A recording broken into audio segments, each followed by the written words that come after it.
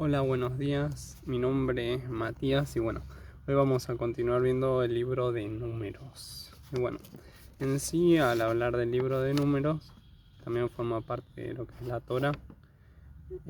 O sea, su título viene del griego aritmoi, que en sí es número, digamos, y se cree que está relacionado temáticamente por dos censos que aparecen en el libro, ya en el primer capítulo y después más adelante, como en el 26, si no me equivoco, aparece otro censo más. En sí los censos eran para ver cuántos varones mayores de 20 habían, como para la guerra, digamos, fuerza militar, ¿no? También en el censo no entraban los levitas, a los levitas se los censaba aparte, digamos, porque ellos no iban a la guerra, ellos se encargaban del tabernáculo y de los utensilios y demás cosas. Después, también en el libro de Números aparece una pelea que tienen contra los madianitas y ahí se reparten el botín de guerra. Bueno, ahí también aparecen más números. Y bueno, también en el libro se van a hablar de ofrendas, de diezmos y demás cosas que también conllevan números, digamos. En sí, por eso se cree que se lo tituló así al libro. Pero en hebreo el libro tiene otro nombre, viene de la palabra Bemidbar, que es en el desierto. En sí, ¿por qué en el desierto? Porque allí en el desierto es donde suceden todos los acontecimientos de este libro. Es el peregrinaje de Israel en el desierto luego de que salen en el Éxodo, o sea, luego de que salen de la esclavitud en Egipto. Digamos. Así algunas menciones importantes es que ya en el segundo versículo del capítulo 1 se habla de la congregación de los hijos de Israel, dando a entender como que ya no son un pueblo peregrino, digamos son una nación, digamos, están unidos, son una congregación, una comunidad, digamos. Y bueno, esto eh, se da en relación a que ellos han recibido las leyes de parte de Dios, digamos. Han recibido cómo deben comportarse, cómo deben dirigir su vida. O sea, este lazo no es por sangre, digamos. No es porque sean familia uno con otros. O sea, son una nación porque están bajo el mando de Dios, digamos. Bajo el pacto que hicieron ahí, en el Sinaí. Y también en sí, ahí es donde ellos obtienen lo que sería una dirección y un propósito. En sí, saben lo que deben de hacer, a dónde deben de llegar, digamos. Y Dios pone su protección de relieve, como también les revela su voluntad y los va a ir corrigiendo a lo largo de todo este libro. Digamos. En sí, esto podríamos relacionarlo así como cristianos. En la oración que hace Jesús en el libro de Juan, porque Jesús pide por la unidad de la iglesia, digamos, que de esa manera la gente va a saber que está Dios, digamos. Entonces, el objetivo sigue siendo el mismo, unidad, más allá de la sangre, más allá de las diferencias, o sea, unidad en el sentido de seguir la dirección de Dios, ¿no? Pues otra mención importante está en número 6, 22 a 26, que dice: el Señor te bendiga y te guarde, el Señor te mire con agrado y extienda su amor, el Señor te muestre su favor y te conceda la paz. Bueno, la bendición de números, digamos. Bendición sacerdotal la tenían que dar los hijos de Aarón y Aarón, digamos, al pueblo de Israel, de parte de Dios, ¿no? Y bueno, ahí hay un registro arqueológico, o sea, se ha encontrado una especie de tira de metal, plata, siglo 7 antes de Cristo, algunos lo datan de más atrás, de esta bendición, digamos, ya bastante tiempo, o sea, si uno hace los cálculos, son hace 2700 años, digamos. Digamos, hay registros arqueológicos de que lo que sucede acá en Números y en el Éxodo, en el desierto, sucedió, digamos. Después hay temas que solo aparecen acá en el libro de Números, pero que no se replican en Éxodo ni en Levítico. Si bien narran cosas similares, acá hay menciones particulares. Entre esos temas están la legislación sobre los nazareos, en sí, la gente que se consagraba a Dios y no bebía vino, ni se cortaba su cabello, ¿no? Después, las pruebas de infidelidad, que tiene que ver eso, bueno, va en relación a los celos del marido con su mujer, de que si él sospechaba que ella había tenido relaciones con otro hombre, tenía que llevarla ante un sacerdote. El sacerdote le hacía beber unas aguas que mezclaba con la tierra del santuario, y de acuerdo a eso se le iba a hinchar el vientre o iba a quedar normal, y de ahí se definía si había sido infiel o no. Después los votos de las mujeres, o sea, los compromisos que hacían las mujeres, bueno, ahí ya es otro asunto. O sea, los juramentos, ¿no? Si las mujeres juraban, pero estaban a cargo de sus padres, o sea, si el padre deshacía el juramento, la mujer quedaba sin, o sea, no servía de nada que haya jurado, digamos, porque el papá lo podía deshacer. Lo mismo si tenía su marido, si el marido quería anular el compromiso, lo anulaba, o sea, el compromiso que haya hecho su esposa. Así se van viendo diferentes tipos de reglas. También están las herencias, capítulo 27 de Números. Ahí en las herencias habían unas mujeres que se quedaron sin padre, bueno, y no tenían hermanos, así que siempre como que los herederos eran los hijos en esa época, si ellas se preguntaban si ellas iban a heredar lo de su padre. Y bueno, ahí Moisés le consulta a Dios y Dios le dice que sí, ¿no? Digamos. Y después ya eso se va a retomar en el último capítulo del libro, porque los de las otras tribus se ponen a pensar, o sea, ellas son de una tribu, ¿no? Y si deciden casarse con esposos de otras tribus, bueno, después la tierra de ellas va a quedar para los de las otras tribus y va a ser para nada la repartición de la tierra prometida. Y bueno, ahí Moisés le resuelve, digamos, resuelve el problema y les dice, o sea, de parte de Dios, ¿no? Que las tierras volverán a la tribu, digamos, de donde vienen, digamos. No es que una tribu se va a poder quedar con las tierras de la otra tribu de Israel, no. Bueno, después también se hablan de las regulaciones de la ciudad de los levitas y las ciudades de refugio. Bueno, eso ya habíamos visto cuando hablamos de Levítico. Bueno, que tenían ciudades definidas para ellos, ya que ellos eran encargados del santuario. Y lo mismo de que las ciudades de refugio para que se esconda a alguien que haya asesinado, pero no haya sido intencional, digamos. Después los levitas y los sacerdotes, o sea, todo lo que tiene que estar relacionado a ofrendas y diezmos también aparece aquí. Y Dios mismo hablándole a Aarón diciendo que él es su porción, digamos, Dios mismo es su herencia. Luego, si vemos así como un mensaje central o algo que se repite, es de Moisés, digamos, como una figura central que va a aparecer en capítulo 12 y en el capítulo 14.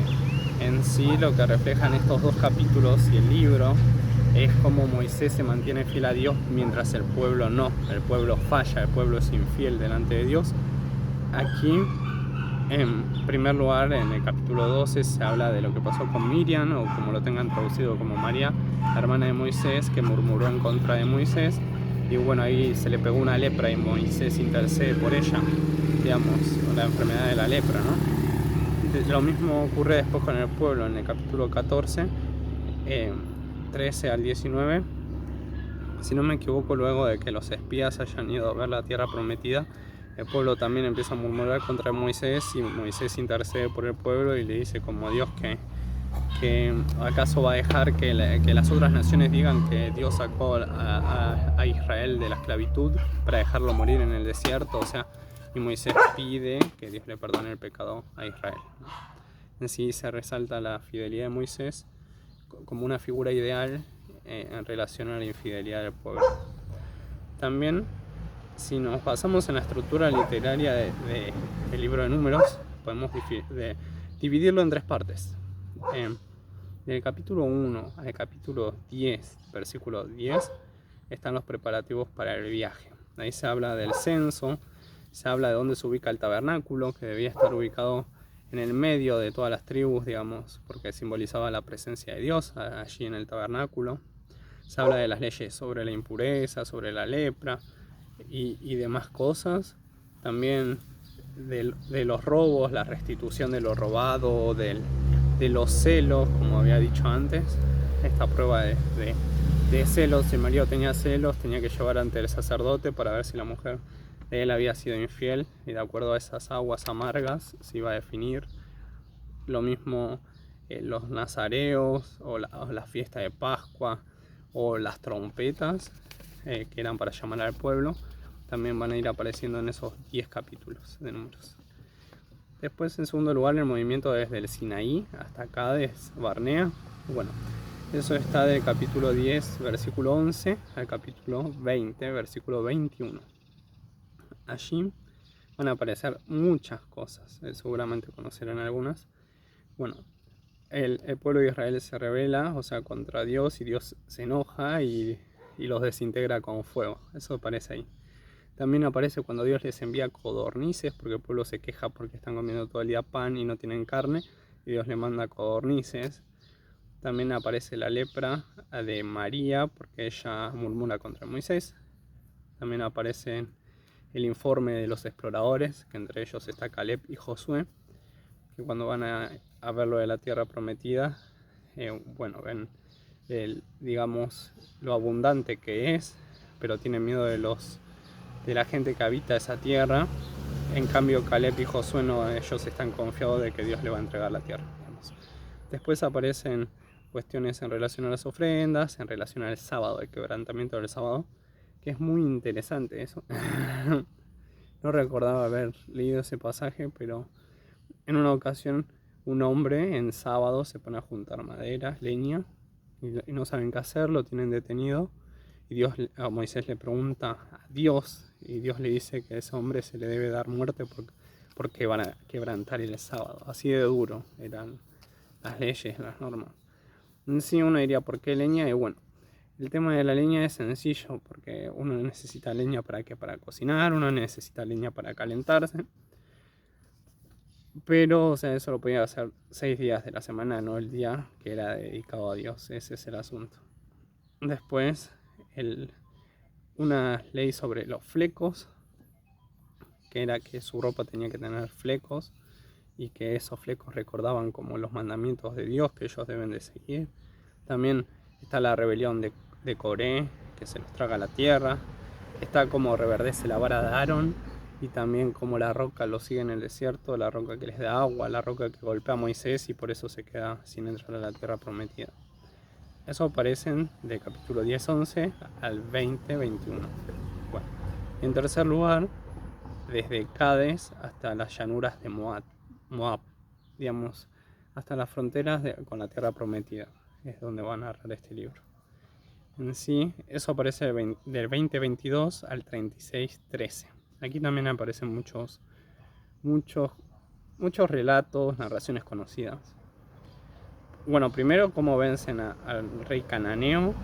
Después aparece lo de la serpiente de bronce, capítulo 21, que es que Dios se enoja de vuelta con el pueblo y les envía serpientes para que los piquen, pero después el pueblo clama a Dios y bueno, se compadece Dios, levantan una serpiente de bronce y cada uno que mira a la serpiente de bronce se va a sanar de la picadura de las serpientes venenosas.